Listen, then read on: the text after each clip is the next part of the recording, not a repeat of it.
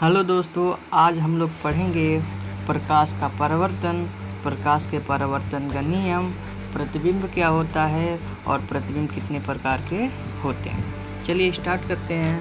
पहली हेडिंग है प्रकाश का परावर्तन।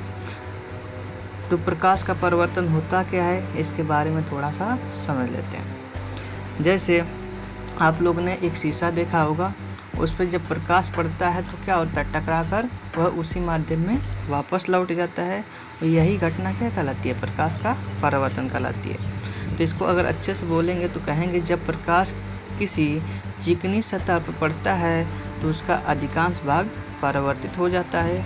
इसी घटना को प्रकाश का परावर्तन कहते हैं, जैसा कि चित्र में आप लोग देख सकते हैं। प्रकाश के परावर्तन का नियम। प्रकाश के परावर्तन का दो नियम होता है। पहला नियम होता है आपतन कोण परावर्तन कोण के बराबर होता है, और दूसरा आपतित किरण दर्पण के आपतन बिंदु पर अवलंब तथा परावर्तित किरण सभी एक ही तल में होते हैं। जैसा कि आप लोग चित्र में देख सकते हैं कि जो अविलंब है वहाँ पर दो कोण बन रहे हैं। पहला तो है आपतन कोण जिसे I से प्रदर्शित करते हैं, दूसरा है परावर्तन कोण जिसे R से प्रदर्शित करते हैं, और दोनों इक्वल बन रहा है, इसलिए बोल दिया जाता है कि आपतन कोण का मान परावर्तन कोण के बराबर होता है। चित्र में आप लोग देख सकते हैं कि आपतित किरण, परावर्तित किरण और आपतन बिंदु तीनों एक ही तल में है, तो यही प्रकाश के परावर्तन का दूसरा नियम हो जाता है। आने वाली किरण को आपतित, जाने वाली किरण को जापतित नहीं परावर्तित किरण बोलते हैं। प्रतिबिंब क्या होता है, तो प्रतिबिंब वहाँ बनता है जिस बिंदु पर कम से कम दो परावर्तित किरणें एक दूसरे को प्रतिच्छेदित करती हैं या प्रतिच्छेदित करती हुई प्रतीत होती हैं। प्रतिच्छेदित का मतलब एक दूसरे को काटते हुए, ठीक है, वहीं पे प्रतिबिंब बनता है। तो प्रतिबिंब दो प्रकार का होता है। पहला होता है वास्तविक प्रतिबिंब, दूसरा होता है आभासी प्रतिबिंब।